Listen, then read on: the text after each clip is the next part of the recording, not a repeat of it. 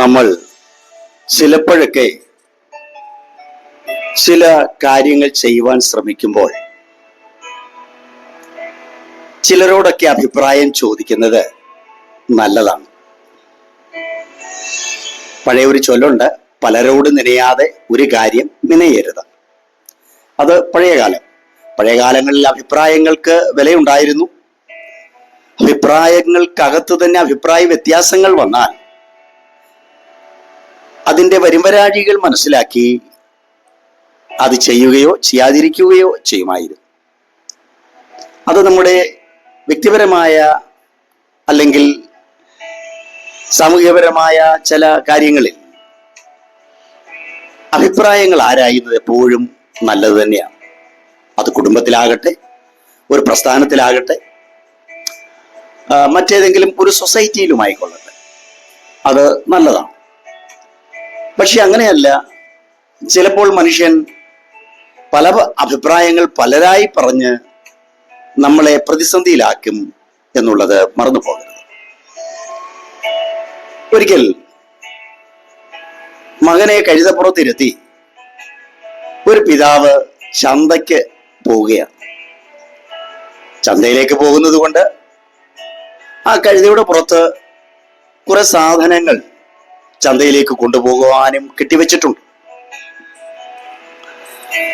ആ യാത്രയിൽ നാട്ടുകാർ സങ്കടത്തോടുകൂടി മകനോട് പറഞ്ഞു, മോനെ, ഇത്രയും പ്രായമുള്ള അപ്പനെ നടത്തിക്കൊണ്ട് നീ ഇങ്ങനെ യാത്ര ചെയ്യുന്നത് അത്ര നല്ലതല്ല.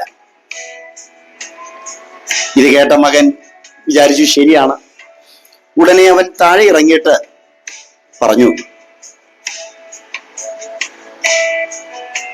അപ്പൻ കഴുതയുടെ പുറത്ത് കയറിക്കൊള്ളൂ. അത് കേട്ട പിതാവ് കഴുതയുടെ പുറത്ത് കയറി കുറെ നേരം ഇങ്ങനെ യാത്ര ചെയ്തു. അത് കണ്ട് മറ്റു ചിലർ പരിഹസിച്ചുകൊണ്ട് ഇങ്ങനെ പറഞ്ഞു, ഹോ, ആ പാവം കുട്ടിയെ നടത്തി അച്ഛനതാ സുഖിച്ചു പോകുന്നു. ഉടനെ നാട്ടുകാരുടെ ഈ പറച്ചിൽ സത്യമല്ലേ എന്ന് വിചാരിച്ച് ആ മകനെ കൂടി ആ കഴുതയുടെ പുറത്ത് കയറ്റിയിരുത്തി അവർ അങ്ങനെ യാത്ര തുടർന്നു. അങ്ങനെ പോകുന്ന യാത്രയിൽ മറ്റു ചിലർ ഭയങ്കര വിഷമത്തോടുകൂടി പറഞ്ഞു, ഓ, ഇത് രണ്ടെണ്ണം കൂടി ഇരുന്ന് ആ പാവം കഴുത ക്ഷീണിച്ചു കാണും. ഉടനെ ഇത് കേട്ടിട്ട് ആ അപ്പനും മകനും താഴെ ഇറങ്ങി കഴുതയെ ചുമക്കാൻ തുടങ്ങി. കഴുതയുടെ പുറത്ത് സാധനവുമുണ്ട്. അത് കണ്ടിട്ടും ആൾക്കാർ വിട്ടില്ല, പരിഹസിച്ച് ചിരിക്കുവാൻ തുടങ്ങി. നമ്മിൽ പലരും ഇങ്ങനെയുള്ളവരാണ്. ആരുടെ അഭിപ്രായം അംഗീകരിക്കണമെന്നറിയാതെ ചിലപ്പോൾ നാം ബുദ്ധിമുട്ടിയേക്കും. കേൾക്കുന്നതെല്ലാം ചെയ്യുവാൻ ശ്രമിച്ചാൽ സ്വന്തമായി ഒന്നും ചെയ്യുവാൻ സാധിക്കില്ല എന്നുള്ള കാര്യം നാം മറക്കരുത്. മാത്രമല്ല, ഒന്നും തന്നെ പൂർത്തീകരണത്തിൽ ആകുകയുമില്ല. സ്വന്തമായ ഉറച്ച തീരുമാനം ഉള്ളവർക്ക് മാത്രമേ ലക്ഷ്യപ്രാപ്തിയിൽ എത്തുവാൻ സാധിക്കുകയുള്ളൂ. തളർത്തുന്നവർ, പൊളിക്കുന്നവർ, വളർത്തുന്നവർ എന്നീ സ്വഭാവത്തോടു കൂടിയവർ നമ്മുടെ യാത്രയിൽ കണ്ടേക്കാം.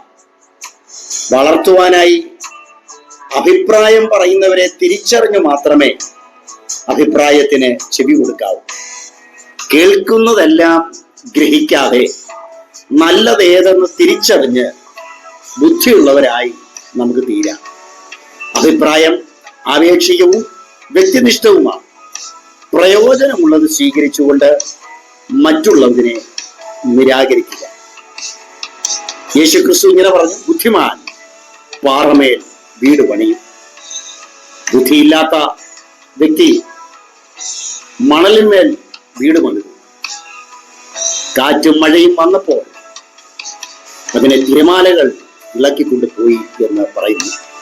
പ്രിയരെ, ബുദ്ധിയോടുകൂടി മറ്റുള്ളവരുടെ അഭിപ്രായങ്ങൾ അതിന്റെ അർത്ഥത്തിൽ മനസ്സിലാക്കിക്കൊണ്ട് നമ്മുടെ ജീവിതത്തെ നമുക്ക് മുന്നോട്ട് നയിക്കാം.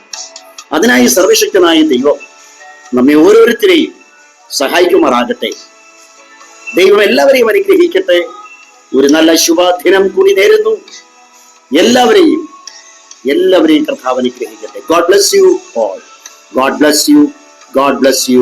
God bless you.